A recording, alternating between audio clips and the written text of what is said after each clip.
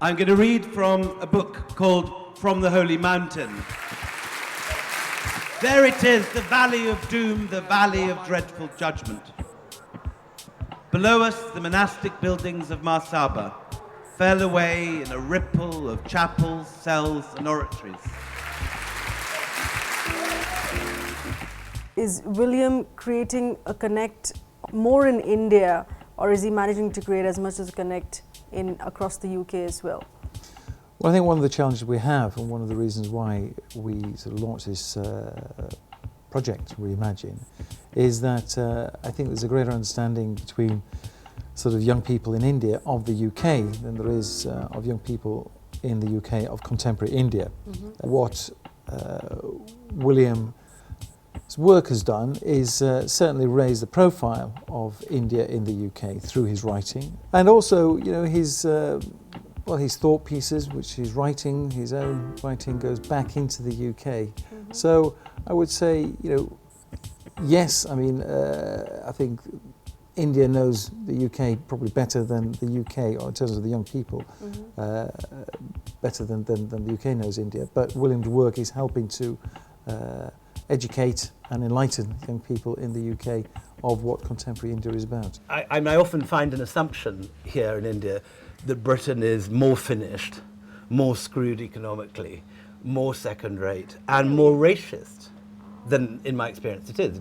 Okay. The country I grew up in, I think of as a very multicultural society.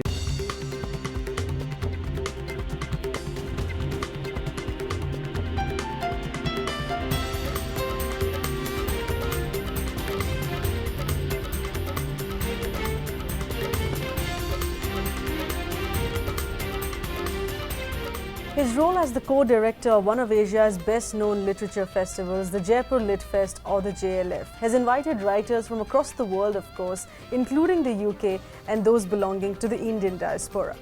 You know, where Jaipur Literature Festivals come from, a small festival with a few writers and, you know, sort of a relatively modest audience to a festival now which is the largest literature festival and ideas festival in South Asia, bringing the greatest minds who are writing, thinking today to this festival. I mean, what's wonderful about it is that it's a free festival, mm-hmm. And it attracts so many young people. William has brought together artists, musicians from around the world, but there is very much a strong UK element to every edition of the Jaipur Literature Festival. Literature festivals is that everyone's a winner. Mm-hmm. The writers get to promote their work, the festival organisers get to organise a festival that is not hugely expensive because writers don't charge huge fees like rock stars, and publishers get to promote their authors' work without having to pay for them. Yeah. Plus, it seems sponsors are quite willing to come forward and foot the bill for all this. So it's a wonderful thing, and I think, you know, in a sense, there's such a glut of literary festivals at the moment, mm-hmm. That people have ceased to appreciate it. But I think 100 years' time, people will look back and think, this was this great renaissance, this was this great thing. People would go to literature festivals every weekend, every month. Literarians and writers were speaking to 5,000 people, and we kind of assume this is because it's now so ordinary. We don't mm-hmm. remark it, but this seems to be very much in the same tradition as the Mushairas of the Mughals or the great Sangam poets reciting to... And it's the success of the JLF that triggered this, essentially. It was totally the success of the JLF. So JLF grew out of an existing festival. There's a remarkable couple called Faith and John Singh who founded Anoki in Jaipur.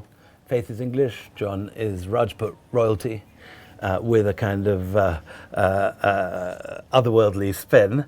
And they founded a festival because when they retired from Anoki, John in particular was fascinated by the music of the desert and realised that in all these tiny village fairs that you had out in the wilds and back end of Bikaner, you were getting throat singers who sounded like Mongols, people playing double flutes like ancient Greece. There were all these incredible forms of music that had survived, died out elsewhere, but somehow survived in Rajasthan, which was never colonised. Mm-hmm. And the forms of patronage never dried up completely despite the end of the course. So he made Jaipur a kind of platform for bringing in the real stars of the desert world. And his main interest was musical. I was the first writer they invited and asked to come along and give a reading. I did in 2004, just after I moved back here with my kids. And I suggested to Faith immediately that she should, well, initially I think I suggested that she had more writers. The reason why you decided to take it to South Bank, London as well? I would say the drive to internationalise has very much been Soundjoy. I am very proud of what we've done, and I love that it's spreading, but I don't actually have the time. I'm not a full-time festival organiser, I'm a writer. And Jaipur already has grown from being something that used to take about a couple of weeks to being something that definitely takes about 3 months now in my year. Yeah. And I don't have any more time. So I've totally supported Namatar and Soundjoy in their decision to do this and applaud it. But to be honest, Namatar is actually the director of South Bank, and next week the great new Jaipur goes to Boulder, Colorado. So from the Ara valleys to the Rockies. And there's yet another aspect to William's work, that being music. Well, no, not composing music as of yet, but at least being a deciding voice in who are the musicians to perform at the JLF.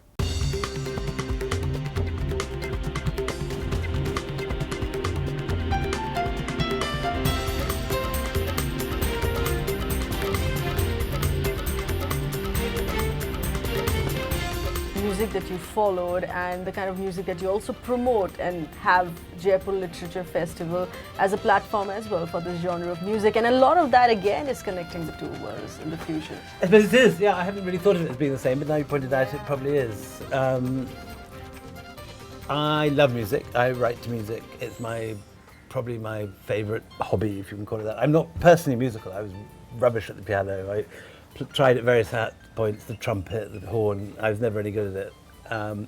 And I'm still more or less musically illiterate, but I love listening to it. There's always an on-stage fusion that we see from the outside. Yes, I hadn't particularly thought that through until you mentioned it. But yes, you're right, I suppose it is a horrible word, East-West fusion. But But can you say it's an East-West fusion? I mean, Nitin Sawhney, born and brought up in England, would regard himself as British. But using a lot of Indian notes. Using a lot of Indian and then you have your ball singer Paban Das. Paban Das, you have Sushila. Yeah. So they're all doing that mix of what you've been doing in your writing yes, as I well. suppose. How do you switch off as a writer? Because that's your primary profession, so to say, or your primary work, but you've expanded in so many other areas, but you still need to switch off or unwind. Well, I'm very lucky in that I managed to make all my hobbies my means of generating income. Writing is not a hobby, I have to say. Writing, when actually sitting down writing a book, it's rather like doing an exam. It's not a pleasant thing. I love the research. I love the business, following on the detective trail of a story and finding the papers and unearthing the new materials that no one's found before. That's all terrific. But the actual business, sitting down at this table, which is where it all happens, and writing a 400-page book is as much fun as taking finals or going to the dentist or having a tooth extracted. It's no fun at all. Leisurely about it. There's nothing leisurely about it. It's bloody hard work. And I mean, so much of a writer's life is a DOS and a doddle and an ego trip. That there has to be some catch, and the catch is actually writing the book, which is a hellish process. And I do it only once every 4 years. It's like in a college, you have year 1 messing around, year 2 slightly kind of beginning to kind of attend a few lectures, year 3 blind panic because finals is coming up, and then year 4 you just don't come out of the library and you're sitting there swatting. And that's when you need to really switch off as well. And that, I don't switch off, I switch on, but I switch off my social life. I lock myself down. And this farm is totally self-sufficient. I have everything I need here. I get up at 5:30 and I work. I have a printout of my previous day's work by my bed. I'd read it and corrected it by about 9. It's in the computer by about 9:30. I go for a run, swim if it's in summer, and I'm writing new material by about 10:30. What's your life like during the months that you spend away from India, back home, back perhaps at your native place? But it's very odd because the two worlds are so different and so self-contained. And when I'm here, I can't ever really imagine what London life is and how I would want to live there. But when you're One there, time there, it's actually catching up with all my friends, whizzing around, having a lovely time. But I'm here for 10 months here. I'm there 2 months. So I'm actually more now 9 and 3. Actually, now the kids are mainly there. But this is home. This is the base. This is where work takes place. That's sort of summer holidays.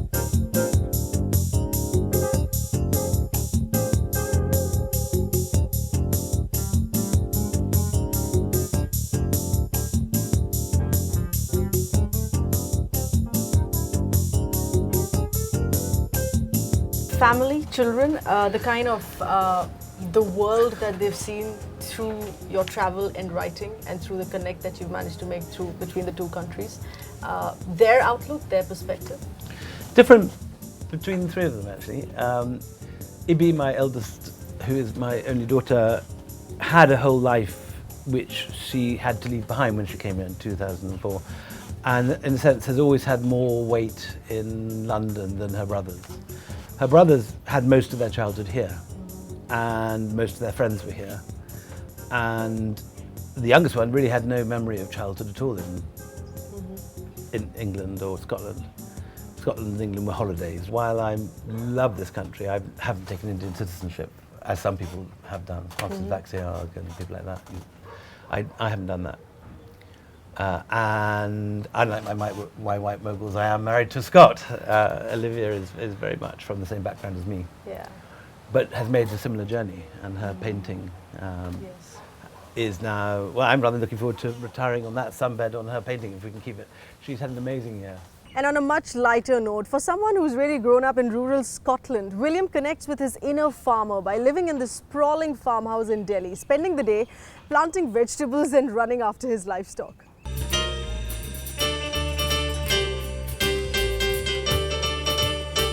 So I notice you have a self-sustained ecosystem here, so to say. We're self-sufficient for about 6 months a year. Yeah, wow. Totally. So what all have you got? There's a huge vegetable garden which is just being planted now. Okay. This is September. By end October, we'll be eating from the garden. Seasonal vegetables all. This chap, the big chap, Gilbert, has got sort of sporran on his bottom. And his mother, who's George, Gilbert and George. Within 6 months, Gilbert was tupping his mother, and the result is all this. We have introduced, I was worried about inbreeding, so I bought a black one too, and so we're getting a slight change of bloodline. But it's lovely. I mean, this is what's not to love, and a lot of the time I never leave the farm. And how much are you yourself hands-on involved with your farm? Well, I obviously don't dig the earth and add the fertilizer, but I choose all the vegetables, and this is all my planning and initiative. But we've got 2 amazing malis. Oranges, which produce jam and make little sweets out of. I say labneh from the goats. All veggies for 6 months. I'm not a vegetarian by religion or practice, but I'm a mean Scot at heart, and I hate the idea of the vegetables going to waste. So for particularly the main winter months, we hardly eat meat, just because it's there groaning in abundance. But I noticed that this is something you genuinely enjoy as well, not because you have the blessing. I've always been a of gardener, and I'm a country boy. I mean, I grew up in the country in Scotland, and I'm also very sociable, and it's always been a tension in me how to resolve my sociable nature with my love of solitude. In a sense, this is the solution. It's a pretend farm on the edge of Delhi. It's a lovely side of you to see as well. And I'm sure so many watching would love to see this side of yours. Yeah. The Gilbert side.